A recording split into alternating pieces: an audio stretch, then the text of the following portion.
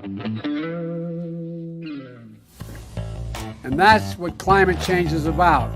It is literally, not figuratively, a clear and present danger. We are in the beginning of a mass extinction. The ability of CO2 to do the heavy work of creating a climate catastrophe is almost nil at this point. The price of oil has been artificially elevated to the point of insanity. That's not how you power a modern industrial system. The ultimate goal of this renewable energy, plan is to reach the exact same point that we're at now.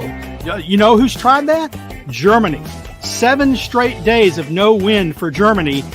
Their factories are shutting down. They really do act like weather didn't happen prior to 1910. Today is Friday. That's right, Greta. It is Friday. It's the most important day of the week because it is the day that the Heartland Institute broadcasts this here Climate Realism Show. I'm Jim Lakely, Vice President of the Heartland Institute, and there is nothing else like the Climate Realism Show streaming anywhere. So I hope you will like, share, and subscribe and leave your comments under this video. Those simple actions, which are completely free, tell YouTube's algorithm to smile upon this humble program to get the show in front of more people.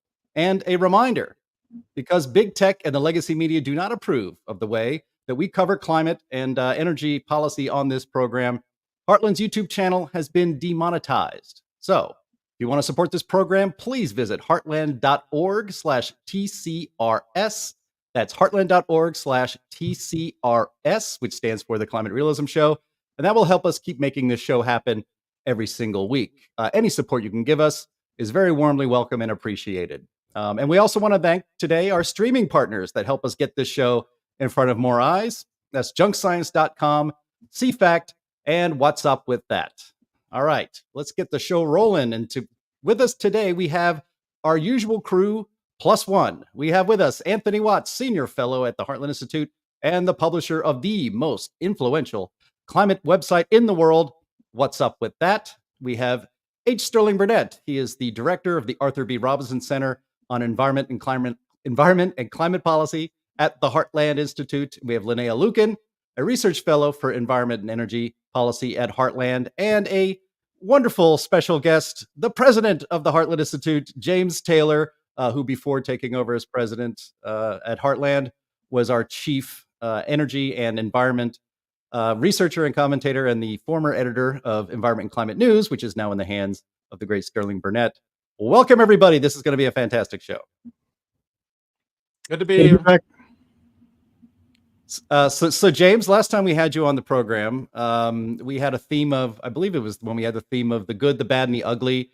And you were kind enough or fun enough to put on an outfit and a hat and a cigarillo, or at least a very large cigarillo. No, not a cigarillo. Right? That was He had a cheroot. baby. He had a cheroot. Yes, that's right.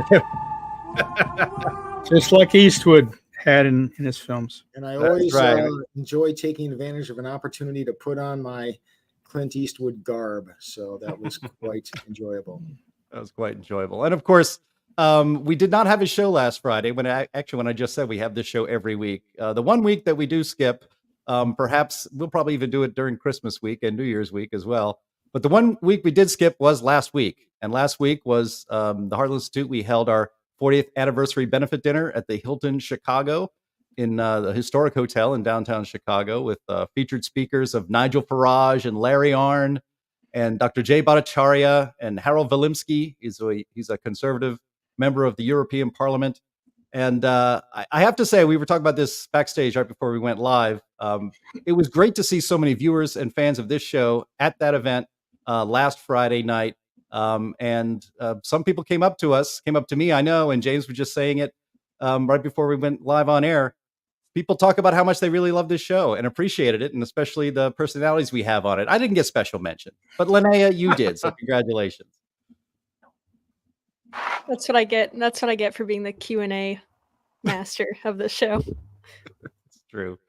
And Anthony, you were not able to join us, unfortunately, because of illness, but you are you look fit as a fiddle today. Yeah. Well, I was on COVID round 3 COVID is the gift that keeps on giving. And then, of course, I got another gift right before that. So I'm fine now. That is good to know. That's good to know. All right. Well, we are going to get started on our show, as we always do, with Anthony Watts's favorite feature of the Climate Realism Show, and that is the crazy climate news of the week. Hit that drop, Andy.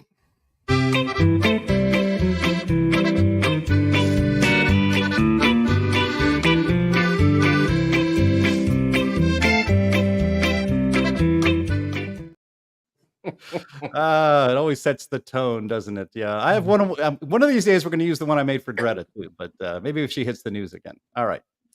So our first item here.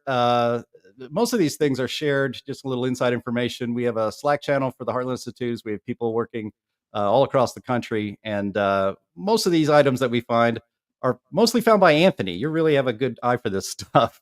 But this is from a tweet. People send me stuff. I get so much email on a daily basis. You wouldn't believe. Yeah, no kidding.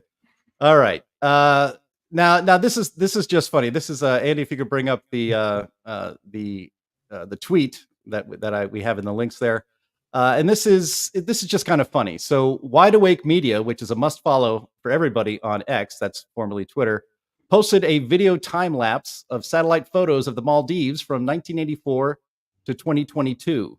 Now, the Maldives, that's a vacation spot archipelago in the Indian Ocean off the southwest coast of India. It has an average ground elevation of just under 5 feet and a natural high point of just under 8 feet. And so the Maldives have been ground zero for climate alarmists. They've been telling us for years that if we didn't stop driving our SUVs and burning fossil fuels and engaging in modern farming and eating meat and all that good stuff, that global warming was going to raise the sea levels so much that these islands would disappear. Well, as you can see in this little time-lapse video, that is not the case. And in fact, even the New York Times, just a couple of back in June, had a feature story with the headline, "The Vanishing Islands That Failed to Vanish."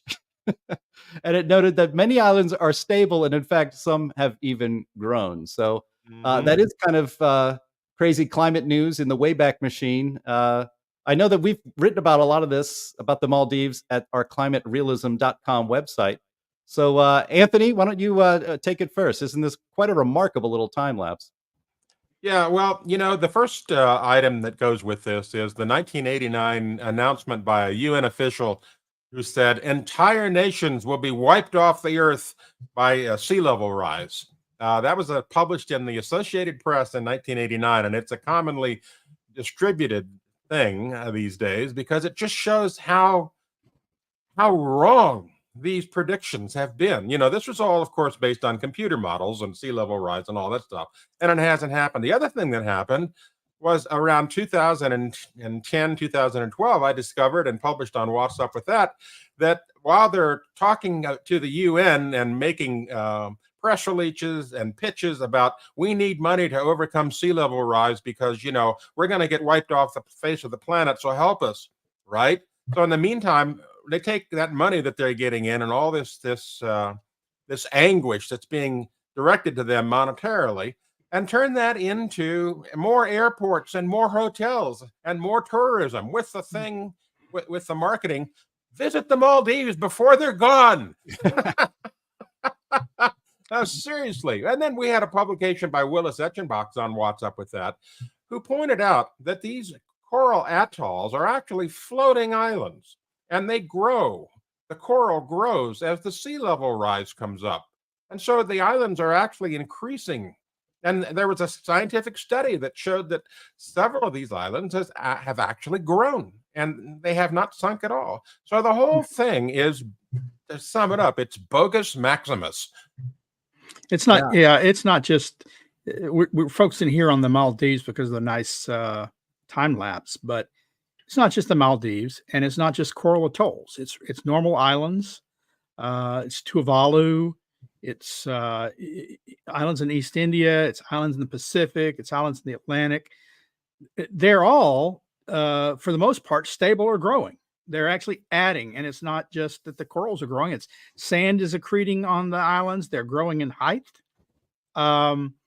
despite sea level rise. And of course, we've got probably a dozen or more articles on climate realism where we discuss that they're not having a immigration problem, that people are not leaving the islands to escape the impending seas that are washing over their feet, which aren't.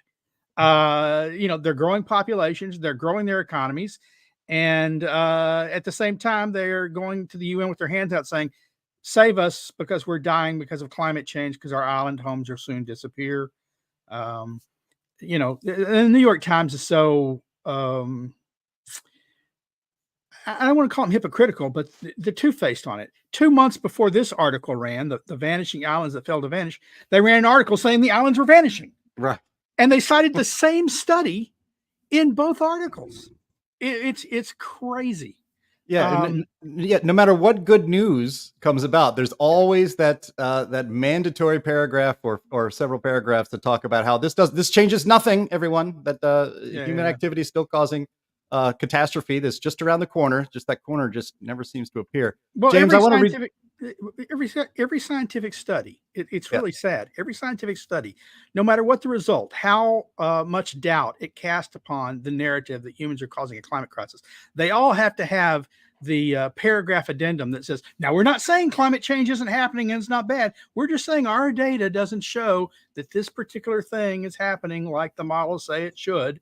But we still believe in climate change, blah, blah, blah. Well, you shouldn't have to do that as a scientist. It's even worse than that. Even if the entire body of the research show, that there is something less alarming or not alarming at all about any particular case that they're looking at, the abstract paragraph will explicitly state human-caused global warming is causing these problems to get worse. And then for the rest of it, it proceeds to talk about how there's no evidence of this particular thing getting worse.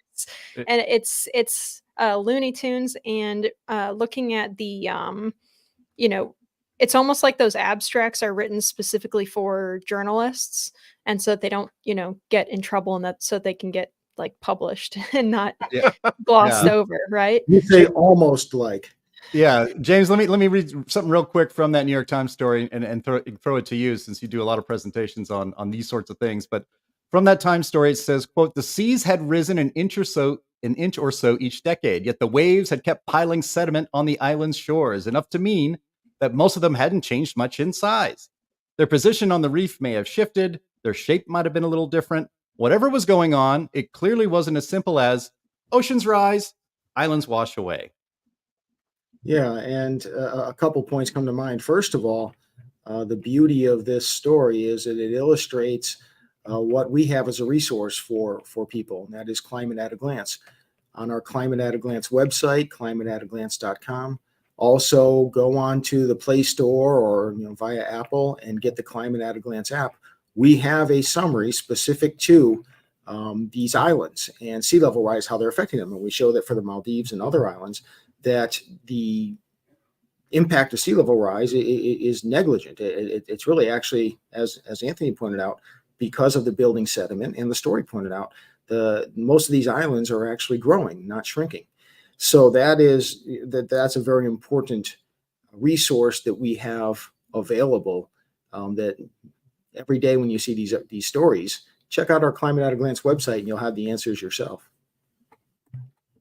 Yep, very good advice, and that's what I know. A lot of the viewers and listeners of this show do that, and you'll never run out of times to use it, literally. And you can also check out the Climate at a Glance video series that stars our own Linnea Lueken, where she goes over each one of those chapters and explains in about 3 minutes or fewer than that. And I think they're really great videos. You can find them on this channel, and they're fantastic. Be sure to watch those and also share it with other people. All right, let's pop on to the second item on our crazy climate news of the week. And this is another tweet, or I should say post on X by James Melville, and how it talks about how that Amazon is being destroyed because of windmills. So this is another thing that Anthony shared with us. This post notes that balsa wood is a key component in wind turbine blades. So the lungs of the earth, the Amazon rainforest, is being plundered to supply balsa wood for wind turbines, with a devastating impact on the indigenous peoples of Ecuadorian Amazon. And how is this saving the planet? Now, we, or maybe just me, learn something new all the time on the Climate Realism Show. And I had no idea that balsa wood was such a vital component of wind turbine blades. And now I know, more about those balsa wood planes I used to fly as a kid. I feel a little guilty about them. Maybe I should. I don't know. Just think about those poor children that are being denied balsa wood airplanes now because they're being used in wind turbines. They're using wind turbines. That's right. Right. So Linnea, this is not the first entirely predictable unintended consequences of the green energy push that is devastating our landscape. So, why don't you take it from there?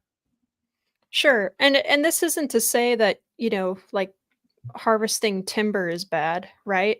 I mean, we're not going to say that we need to stop harvesting balsa wood and that just because it's wind turbines that are using it now, it means that it's all bad and we shouldn't be doing that. But it's just another one of the examples of how, environmentalists will go after industry, feverishly. I mean, they are extremely anti-industry. They tend to be anti-timber production. But when it comes to anything that forwards specifically wind and solar, it's not like they're all enthusiastic about nuclear and they're all enthusiastic about hydro. They're shutting down dams all over the place. It's specifically for wind and solar. They will push aside and ignore all of their previous supposed, environmental principles. I would love to see, do you think that, they're going to make a version of Fern Gully anytime soon where they're complaining about the balsa wood harvesting to build wind turbines? I don't think so. I mean, who was it that made the documentary that pointed some of this out, that pointed out that a lot of what the wind and solar industries are doing is actually pretty well pillaging natural resources, as much as they have ever accused any other industry of doing so, maybe even more so in some cases, especially because so many of them rely so much on the cobalt and lithium, because everything now is computer components and all of that stuff relies very heavily on rare earth elements that are spread very thin in whatever placement that they're in. And so it relies on a lot of manpower and a lot of ground being moved in order for it to be liberated. Oh yes, Michael Moore. Thank you, Donnie. So that was Planet of the Humans. Yes. And he covered some of that, saying like, look, this stuff is just as exploitative as anything else. And to greenwash it and to pretend like this is, fine in pursuit of climate policy is pretty gross. Well, it's way beyond balsa wood. You can get a lot of little balsa wood airplanes out of a couple of balsa wood trees. We weren't deforesting Ecuador for balsa wood airplanes. You need a lot of balsa wood for every wind turbine, not for all wind turbines, for each and every wind turbine.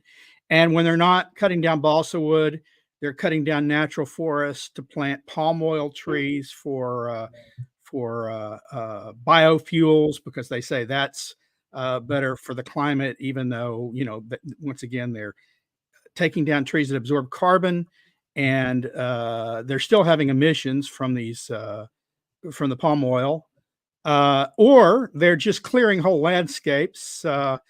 I think in Scotland, it turned out they cut down 500,000 trees for a wind farm. It's not just hypocritical. It's anti the environment. They are literally imposing environmental harms. Typically, by the way, not in their own backyard. Remember, the palm oil is in some faraway Indonesia and Ecuador. Who knows anything about Ecuador? Scotland was a surprise when I found out about those trees. But they're not clear cutting here to build these things, though they are sort of, in a sense, paving over the desert with solar farms right now to erect solar farms one after the other, or destroying the desert environment. And I've written about this extensively, multiple times at Climate Change Weekly. Every time I find a new one or two instances where the mining, the logging, the land conversion for wind and solar, anecdotes, I certainly write about them. Yeah, it calls to mind how environmentalism used to be primarily about preserving open spaces, preserving ecosystems. For those old enough to remember, back in the 90s, I believe it was, where the wars in the Pacific Northwest because some logging would be in spotted owl territory. I imagine that the Amazon rainforest is host to species at least as ecologically significant as a spotted owl, and yet the traditional environmental activist groups are silent because it's wind turbines, and it would be the same for solar panels. It makes no sense to just completely ignore environmental issues across the board if it's wind and solar, and then accentuate them for everything else.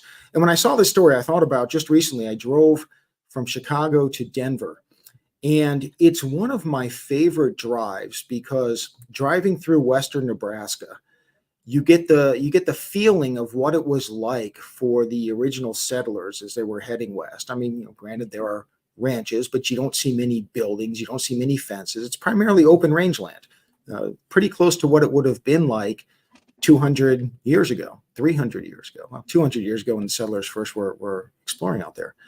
And one of my favorite moments is when in northeastern Nebraska, after going across the Great Plains of Nebraska, northeastern Colorado, you go over a swell of land finally, and there you see in all their glory the Rocky Mountains. After so long of just Great Plains, vast flat lands, and then there they are in all their beauty. But this time it was really striking. I hadn't made this drive in quite some time, because driving throughout northeast Colorado, there were turbines after wind turbines after wind turbines. It had to be close to 100 miles where that's what I'm seeing on the right and on the left. And it just destroyed the notion of what the Great Plains had been like.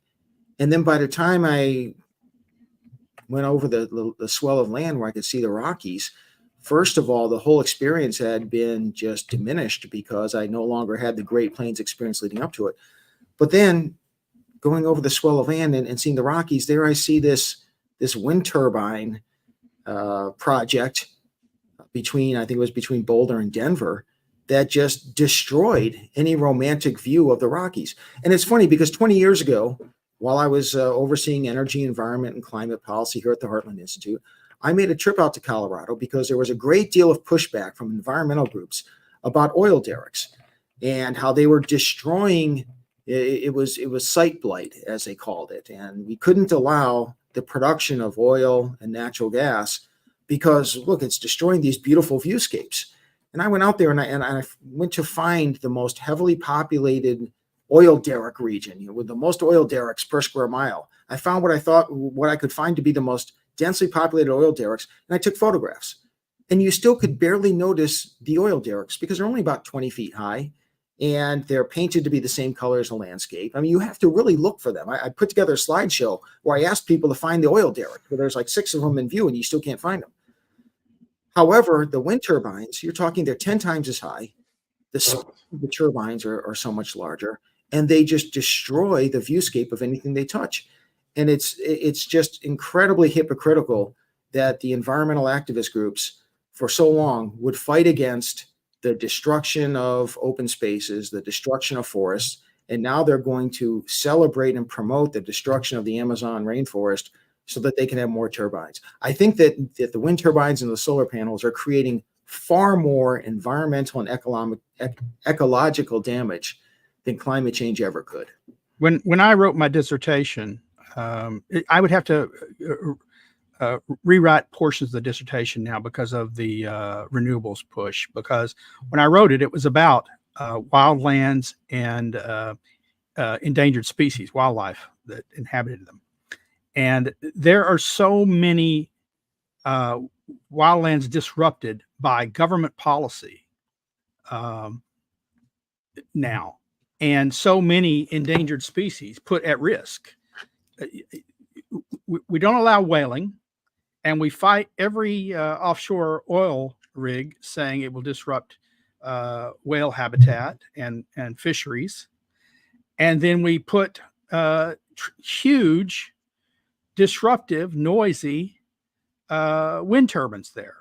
We protect the desert tortoise from almost everything except for solar panels.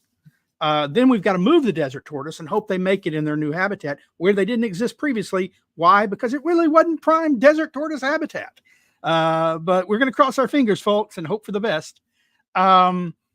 It's really discouraging for someone who cares about wildlife, who has spent, has put a good chunk of change into conservation. Yeah, for sure. Anthony, you want to weigh in a little on this, or we can move on to our next item? Actually, I think it's been covered pretty well. So I will just say no comment. That's what you're instructed to say to the corrupt leftist media as well. So it's good to see that you have that on the tip of your tongue. All right, let's move on to the next item here. More electric vehicle blues. Again, Anthony alerted us to this item. And actually, this is a story that we covered a few weeks back. At least part of this story is something that we covered a few weeks ago on this program. But the mini disasters with the Biden administration's foolish, headlong rush to electrify everything and mandate only EVs in the pretty near future just keep cropping up.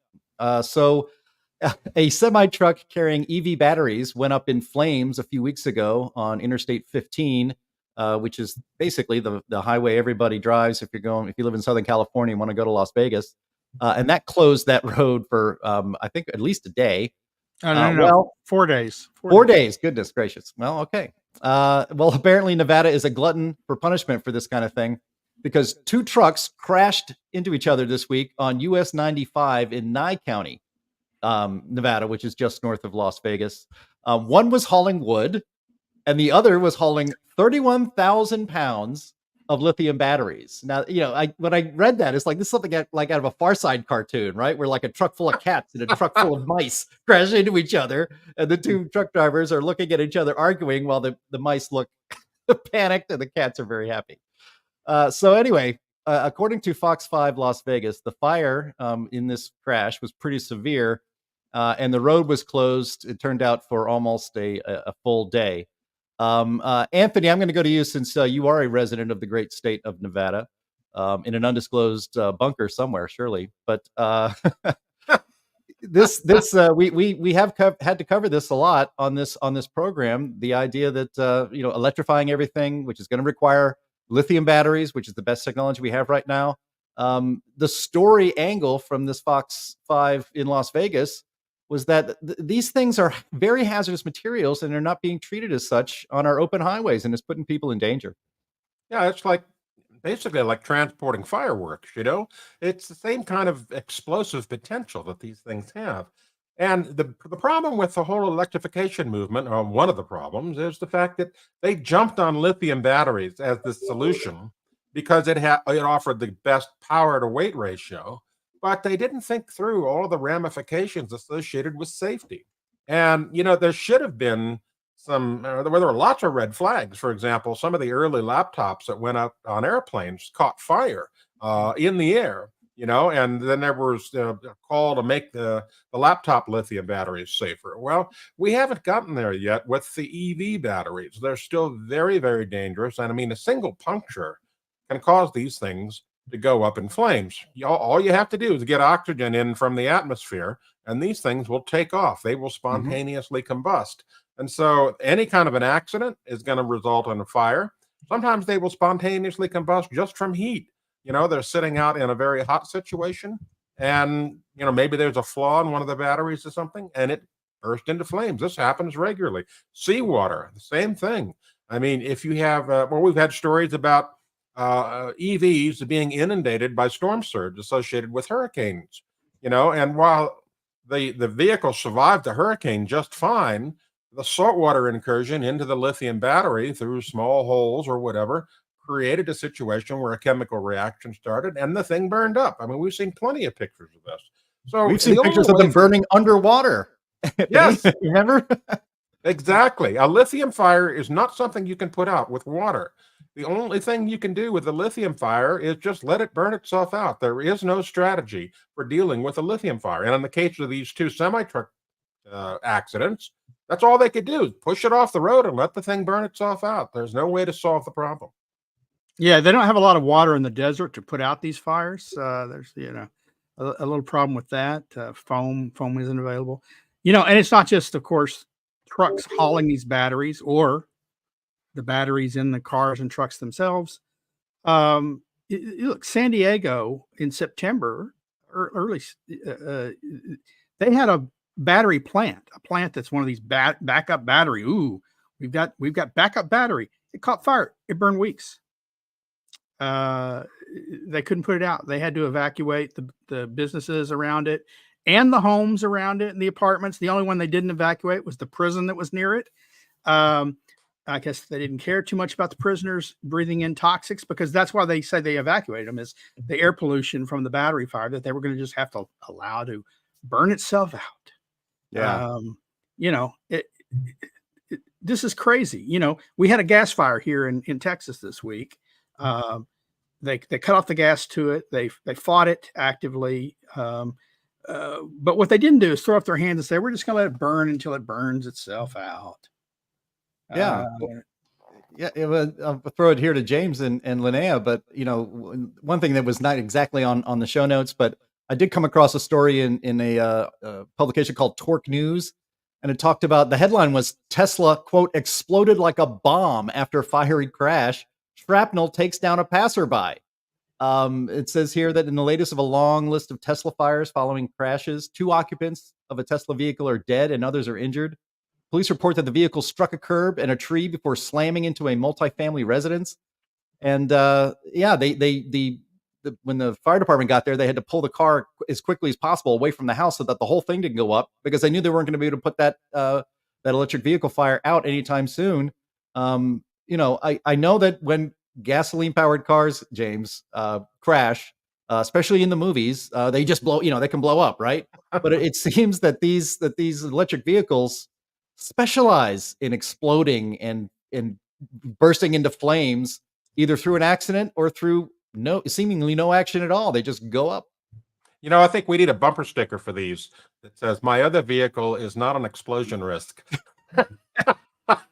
It's predictable, lethal buffoonery when you have government and political actors trying to direct the future of transportation. You may recall 10 years ago or so, it was the hydrogen highway. Remember, this is California especially, but throughout the country. Oh, this is the wave of the future, and we need to get on board and support this rather than impede its progress. The market's going to take us there. That's why we need government to get involved.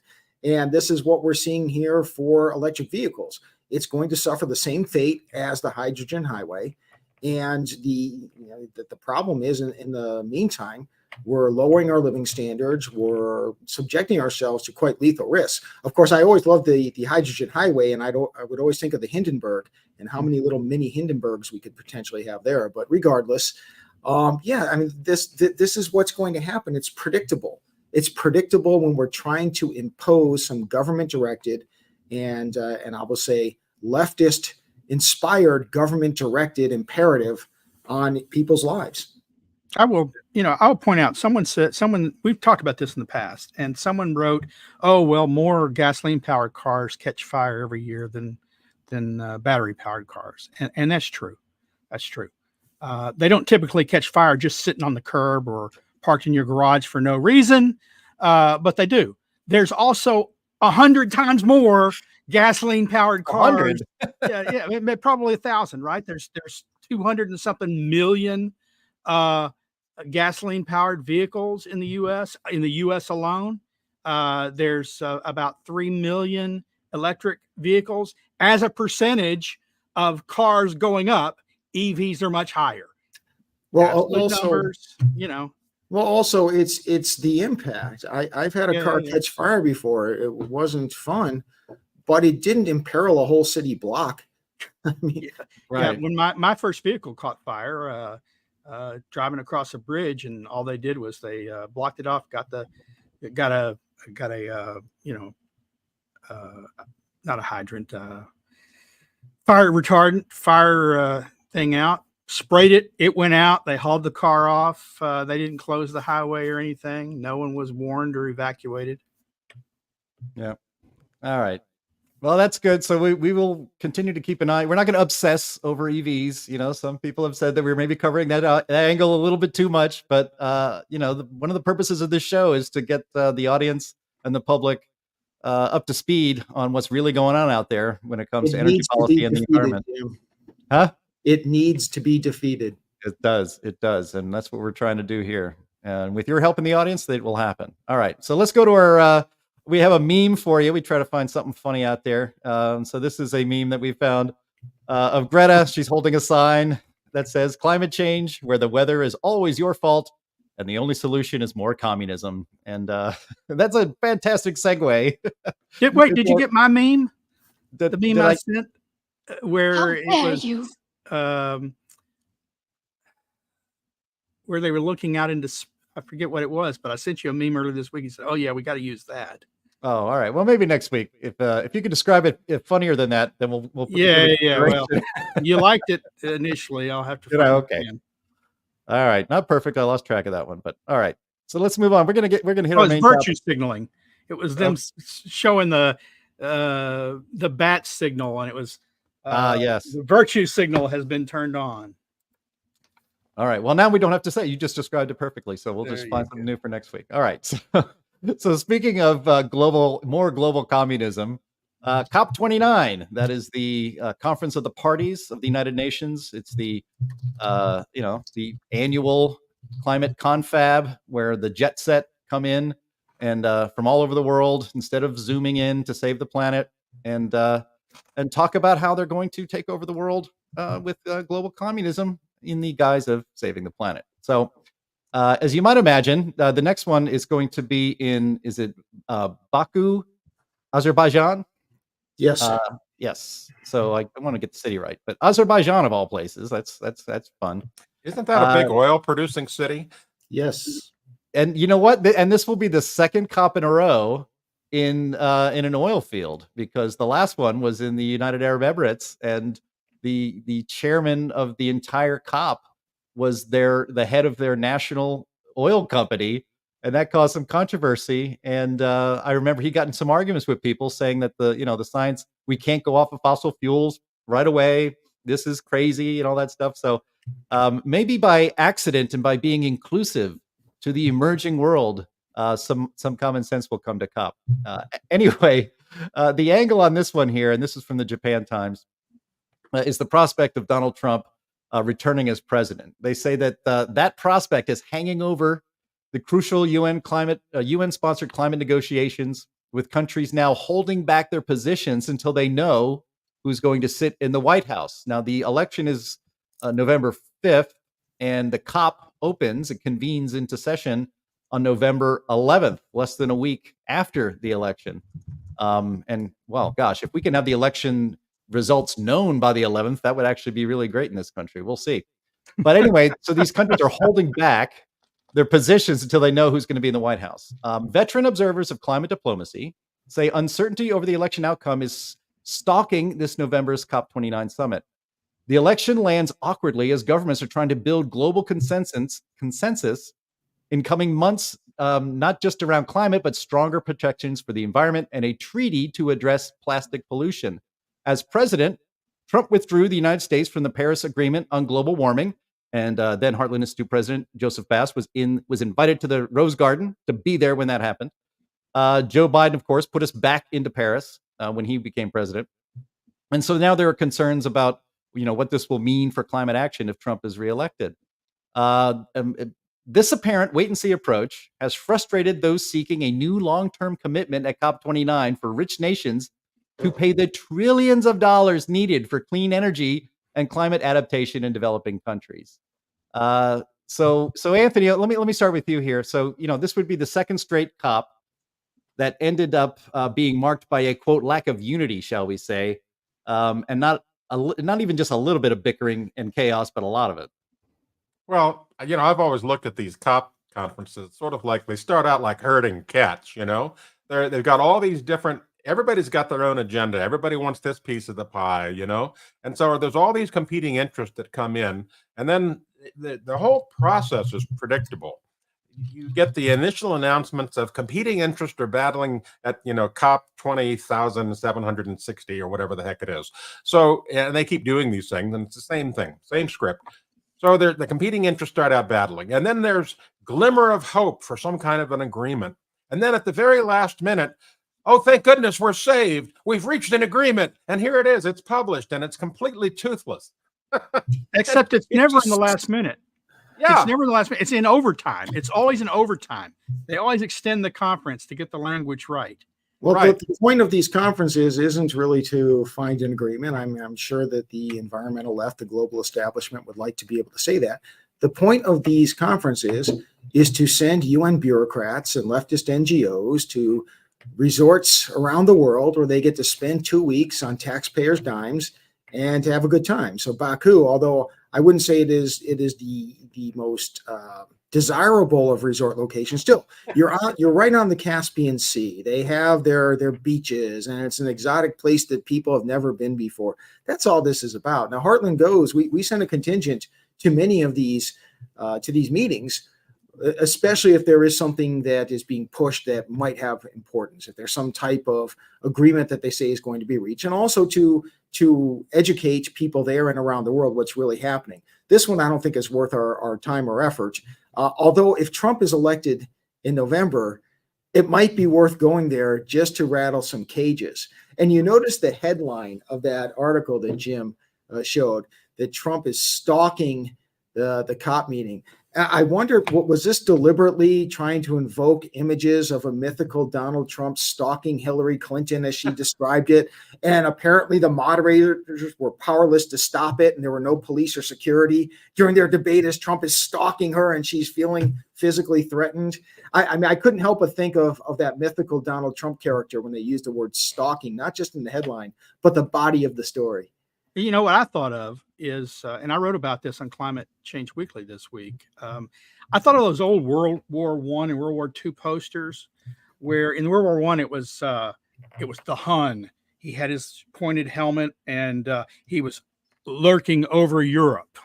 Well, that's the Donald Trump image that I got, was him lurking over the world, standing athwart the globe, preventing us from saving it. The conference is this time, as it has been in the past. Who pays? It's rich nations. Who gets paid? Developing countries. How much? On what timeline? And who shares? And that's what the debate is over here. Is they always negotiate these things in advance. They always have language going in. They hold these multiple meetings, and that's where the problem is these multiple meetings are being held up because no one's committing to anything in advance that can be agreed to at a big press conference. The delegates might actually have to work this time rather than just eat caviar and red meat and sip champagne and then complain about the poor. Yeah, who pays? I was just going to say, who pays new benefits? It's taxpayers in Western democracies. And the beneficiaries, unfortunately, although technically it goes to developing nations, it doesn't go to those countries. It goes to the dictators. There's nothing that's been done to, even if you believe in a climate crisis and the harms of carbon dioxide, to mitigate that. They go to pad the pockets and the bank accounts of the dictators in these third world nations. Show me how many third world nations are Western-style democracies where any money that goes to these countries are going to go to the people. It doesn't happen at all.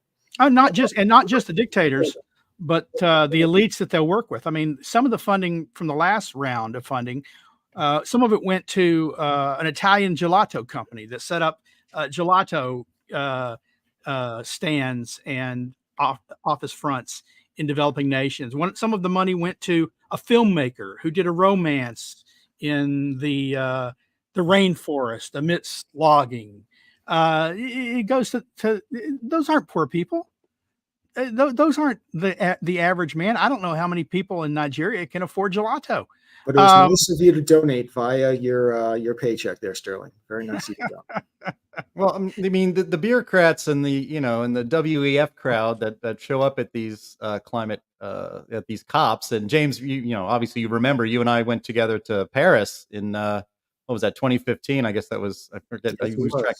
Yeah. And so, yeah, and there was even a wanted poster with your face on it. So that made it worth the trip for sure. All up and down the Champs-Elysees, there were posters wanted my picture. And the scary part was it was just a week or so after they had the train bombing from Paris to Belgium. So they had French military personnel all over the place with their assault rifles. And then there's these wanted posters with my picture on it.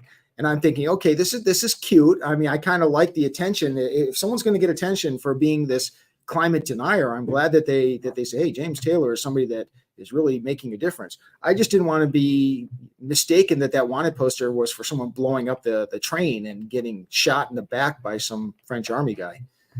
Yeah. You know, if this COP fails, it won't just fail because of Trump, however. It'll fail because of all the changes that have taken place in Europe since the last COP. You've had conservative members of parliament, new parties elected to the EU parliament that had blocked after James gave his talk. They voted to block their net zero plan that had been slated for approval. You've had new governments elected in EU countries, conservative governments. And the one thing they all have in common, well, a couple of things. They generally share a view on immigration, but they also share a view on climate realism.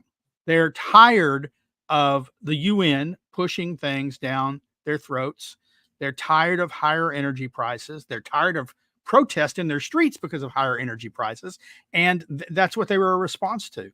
So that's holding it up. Even our neighbor to the north is having trouble because he's gone much farther than a lot of countries.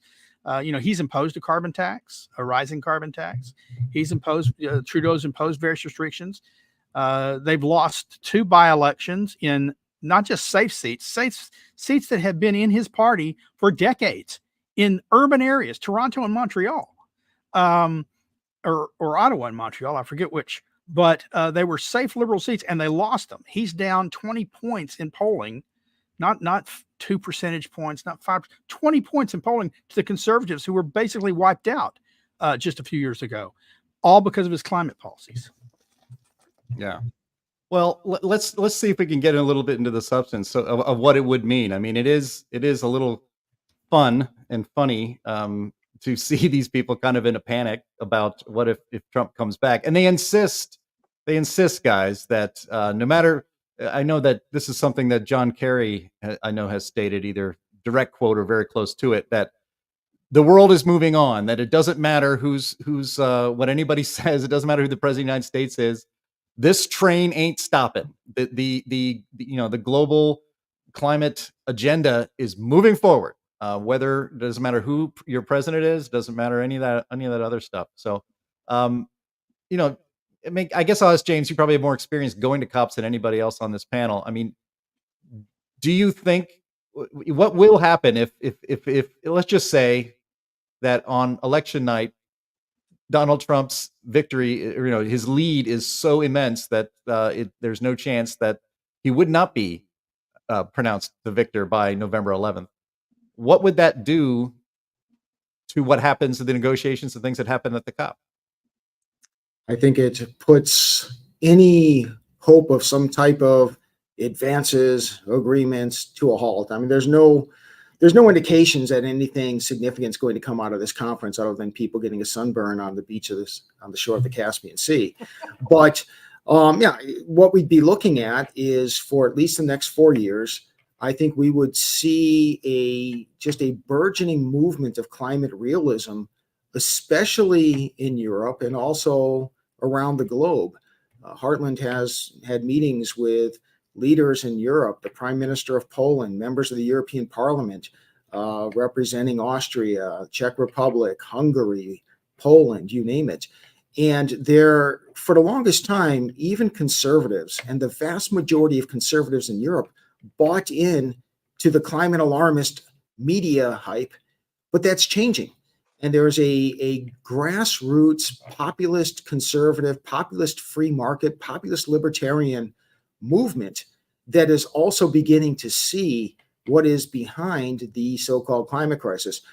If Donald Trump wins in November, it just is a huge boost of wind in the sails for climate realism around the globe, because it gives people I'm not sure the word I'm looking for, but the cultural, not quite political, but just the justification for saying, hey, look, people are beginning to understand that this whole notion of a climate crisis is a sham. It'll be huge. Yeah, and I think what'll happen is, and we'll probably see a lot of the rhetoric ramped up. There will be, of course, the wailing and gnashing of teeth associated with Donald Trump canceling, being in the Paris Agreement again. There will be the wailing and gnashing of teeth over all these different policy cancellations, opening up more drilling, more pipelines, whatever. And they will ramp up their rhetoric about Donald Trump is a danger to the planet. You'll see more and more of that stuff being published. And they will shift their focus from we're doomed because of climate changes to we're doomed because of Donald Trump. I think they'll have to go. I mean, he will be the spark, but they're going to have to go broader, because I think other countries are going to follow his lead, and they don't have to do that. As I wrote in my article, look, if they want to fund these finance goals, if they want to ship money to dictators and corrupt governments and to crony companies in developing countries, they can do that. They don't have to have America involved. They just will choose not to, and if so, that's on them. He's not holding a gun. He won't be holding a gun to anyone's head. He's just going to say, I'm not going to play your game. Go ahead and play football with your own football. I'm not going to give you my football. And if they choose not to, it's because, well, in fact, they evidently don't think that the world's going to come to an end. Because if they can end it if they can save the planet without him, wouldn't they be heroes for doing so? Well, wouldn't they be applauded for doing so? Yeah, when John Kerry says the train's rolling regardless, the world's moving ahead, I say let them. First of all, try to get China on board, seeing as they're the beneficiaries of all our largesse being sent to third world countries, for which China qualifies apparently. But fine, if the rest of the world wants to torpedo their economy, if they want Germany's electricity prices that are 4 times ours, if they want Europe's gasoline prices that are triple ours, fine. I mean, that's no harm to us. Although I will say I have a love for people everywhere. I've developed a special affinity for people in European countries. And it's amazing the many different cultures. It's not one vast European culture, although the EU bureaucracy and the global left would like to turn it into that. There's a specific Polish culture, a specific Czech culture, a specific German culture, a specific French culture. I love the people of Europe. For their sake, I'd love to see each of their nations adopt policies of climate realism and energy sanity. But if they don't, if John Kerry wants to say, well, if you don't do that, they're going to do it anyway, I say, okay, fine, go ahead. If I was a, kind of a climate radical, I would despise John Kerry and everyone like him, despite the fact that he runs around playing, the game and saying the right things at the right conferences. He also goes and speaks out the other side of his mouth. He was just at a gas conference in Houston for natural gas technologies. And although he was kind of threatening them while he was there, he was saying, if you don't get carbon capture, utilization, and storage to work, then we're going to, you're not going to be part of the conversation going forward, that kind of thing. But at the same time, he's singing praises of natural gas industry. Kamala Harris is talking about how actually she doesn't support banning fracking, which I think she still does, but she's just lying about that. But I would be driven mad if I was a true believer in the climate cause. Yeah. Yep, for sure. All right. Well, I was able, while you guys were talking, I was able to have a little special treat for you, especially for James Taylor. So we'll add to the stage. There it is. There's the wanted poster from the COP21 in Paris in 2015, December of 2015. So there it was. Other friends of ours, and I'm sure a lot of people watch the show are familiar with it. Myron Ebell had his own poster. Steve Malloy had his own poster. Mark Morano had a poster from CFAC. Bjorn Lomborg, who is a warmist in pretty much every regard.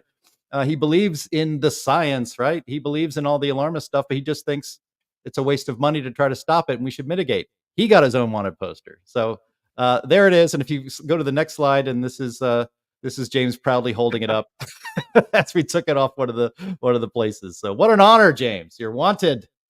Wanted for crimes against the planet, posted by an environmental activist organization near you. That's right. I hope that was recycled paper and plant ink. I hope you doubt it. kept it and framed it. I would have kept it and framed it and put it in my office. I have one, but I seem to have lost track of it. So I need to frame and hang these things in real time before it's too late. Yep, for sure. All right, well, let's get to Q&A. We've already gone a little long, and but we've had a good time and covered a lot of great topics. So, Linnea, we hand the show to you. All right. We didn't have a whole lot of questions today. People had a lot of comments to make, but we didn't have a lot of questions. Love our commentary in our chat there. Okay, so here's the first one. This one's an easy one. I'm going to pitch it to Anthony. Anthony from Kite Man Music. Has there not always been extreme weather?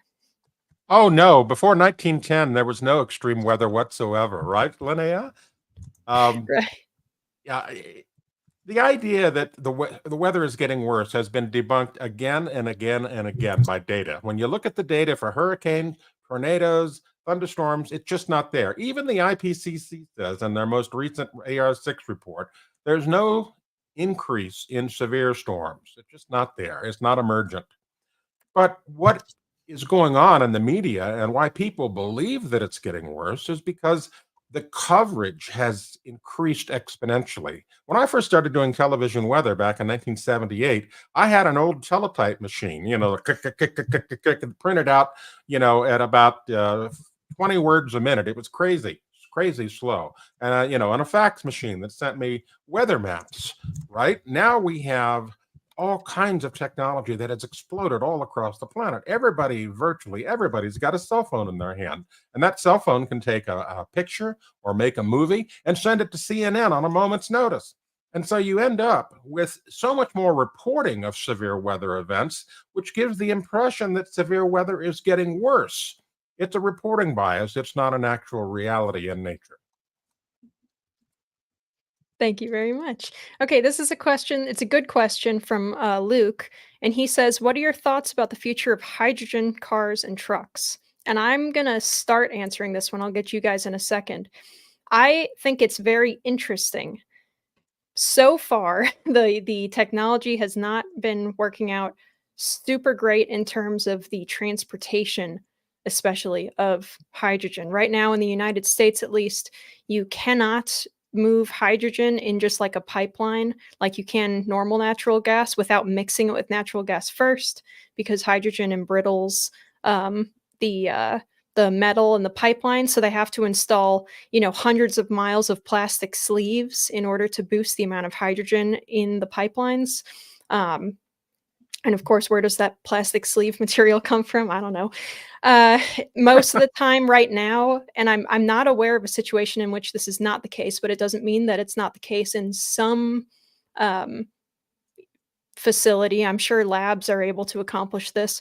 But currently, the production process or cracking out the hydrogen from whatever it is that they are getting it from, which is usually natural gas, is more energy intensive than the actual energy output, which isn't always a problem.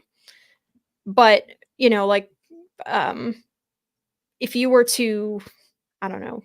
Well, I don't know if I can give good enough numbers to be really solid about that. But there's also, hydrogen is definitely more explodey than gasoline and diesel. Diesel being the least likely to ignite out of the three of those. And so Working with the young people, explodey, I like it.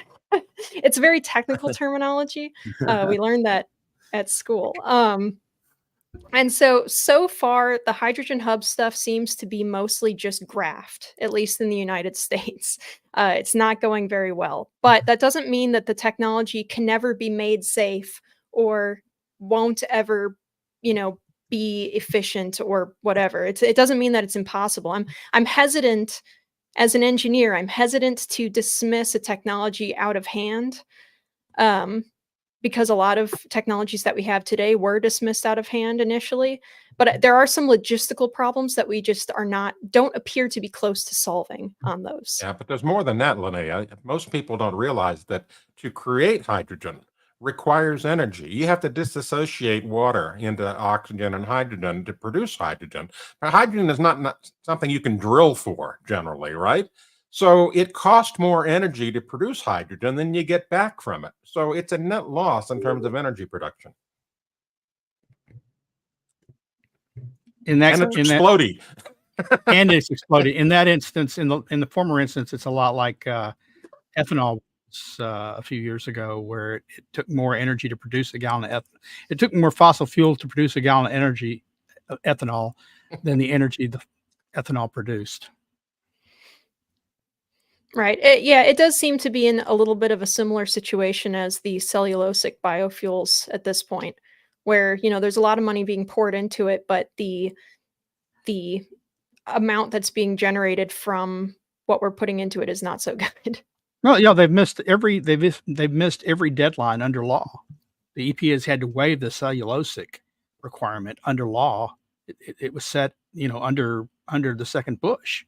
He signed the bill that pushed cellulosic ethanol, and every time the deadline came up to produce X percentage of cellulosic ethanol into the fuel stream, it's been missed. Right. And regarding, you know, kind of novel technologies like that, a lot of people get really excited when someone is able to make something in, you know, a test facility or in a lab or something, and they say, see, proof of concept, it can be done. Well, that really doesn't mean that it can be done commercially for large numbers of, you know, just normal car buying consumers. Absolutely. How many? When I was living in Florida, I used to hear this quite a bit from people. Well, we're the Sunshine State. We're in Florida. We should be getting solar energy. This should be our primary energy source. We are the Sunshine State. And I would tell them, I'd say, look, I've traveled all over this country, and I can tell you from personal experience in Manhattan is indeed the rat capital of the world.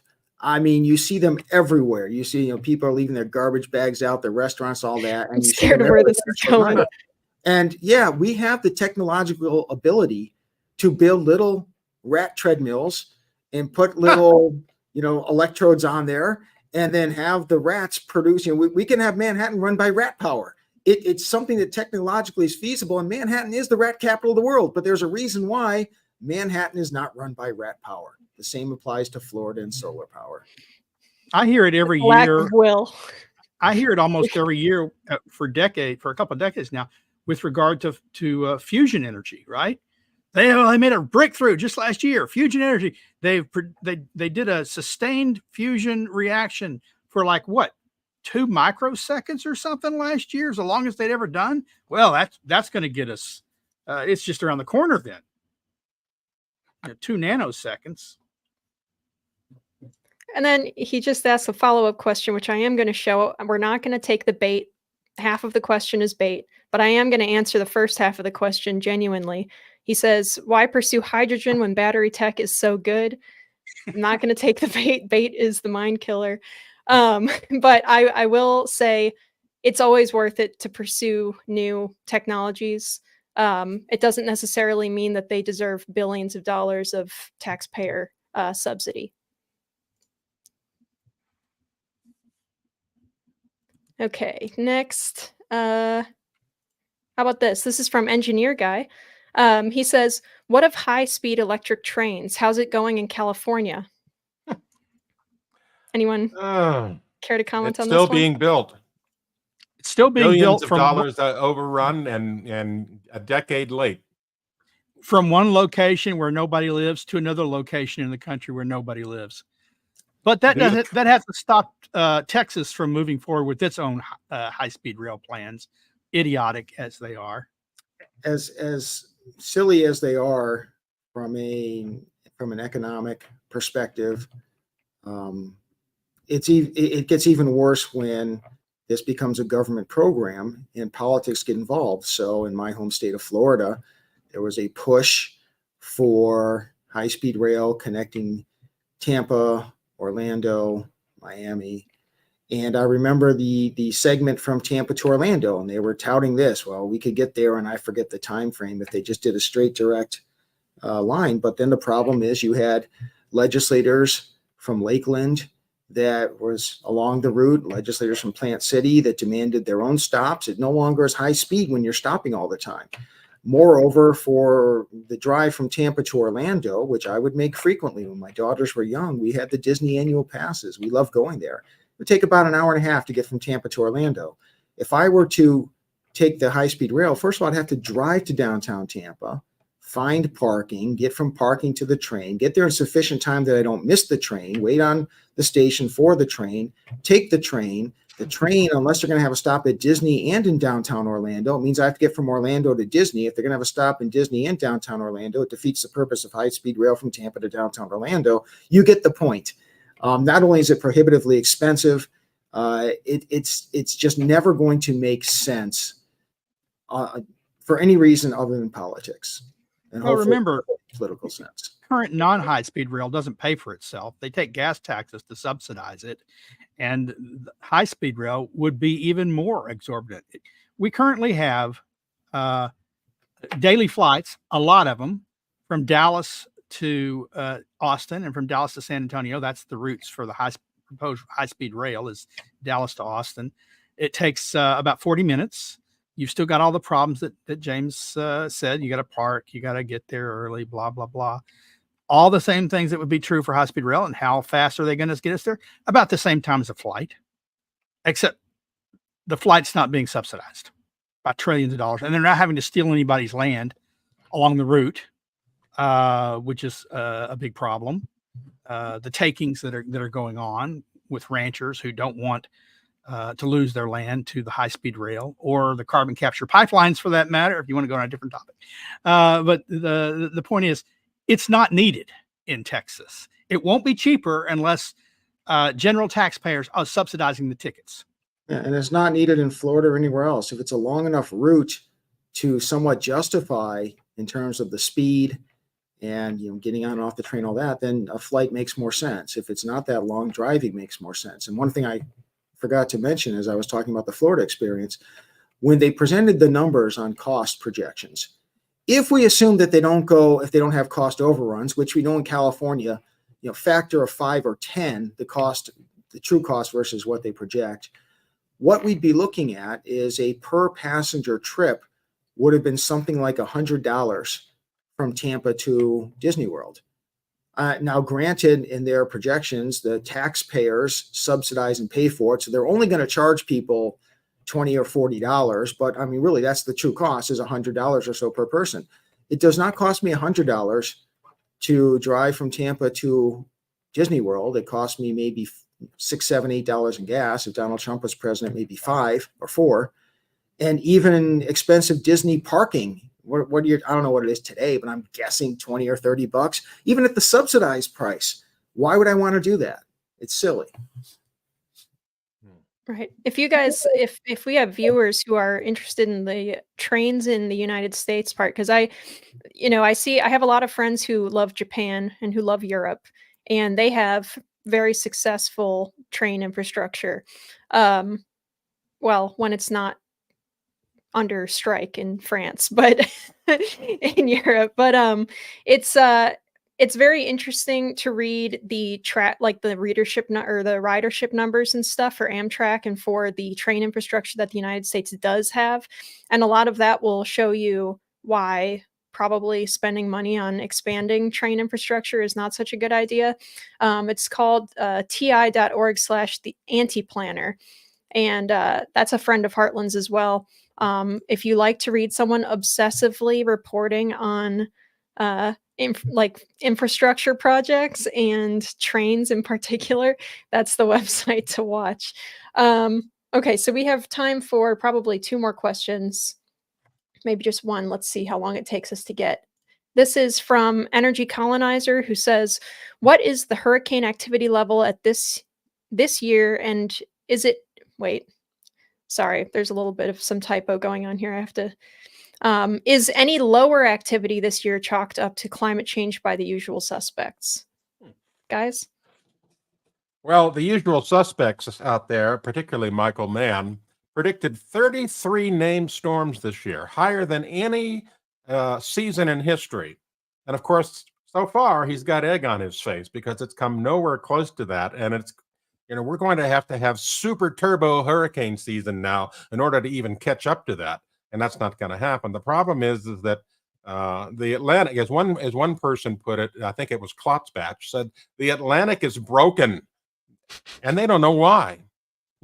These super smart climate scientists cannot explain why the hurricane season is not materializing to be doom and destruction as they had predicted.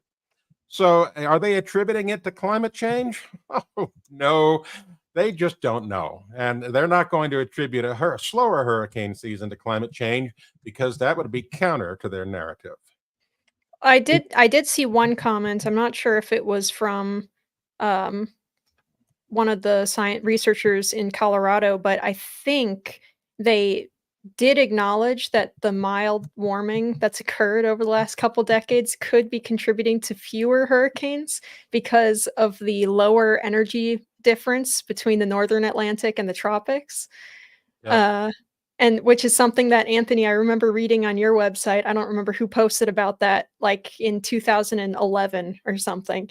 I read an article that gave the same hypothesis, but it was brushed off back then. So the moment that there is a scientific consensus, which of course we know is always right whenever bureaucrats declare consensus, that global warming, climate change is causing fewer hurricanes, we're going to be inundated about how a lack of hurricanes means the end of the world, and about how all of the destruction and mayhem because our ecosystems depend on hurricanes.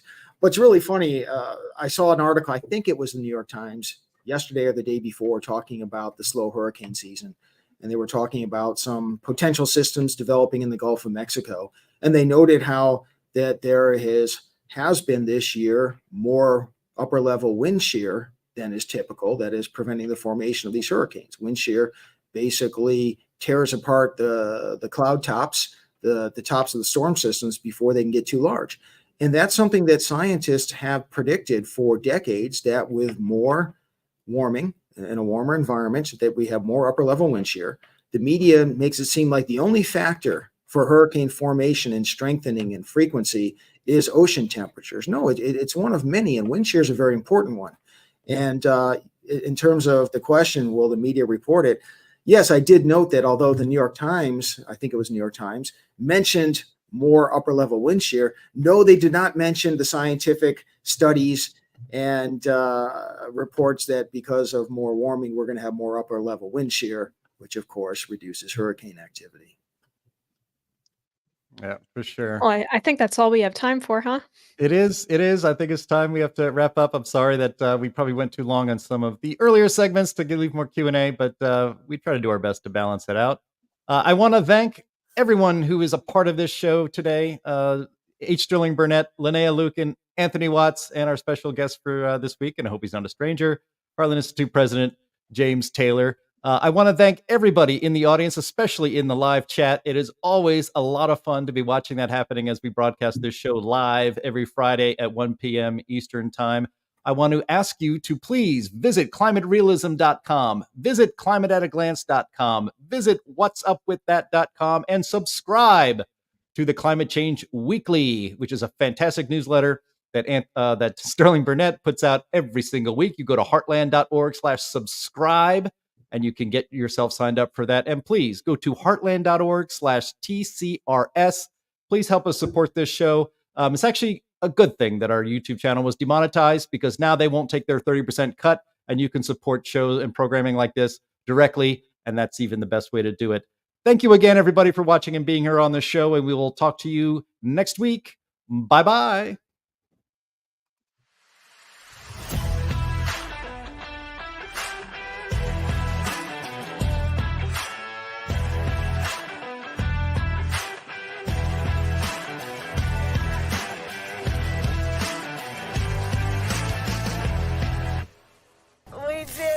We did it, Joe. You're gonna be the next president of the United States.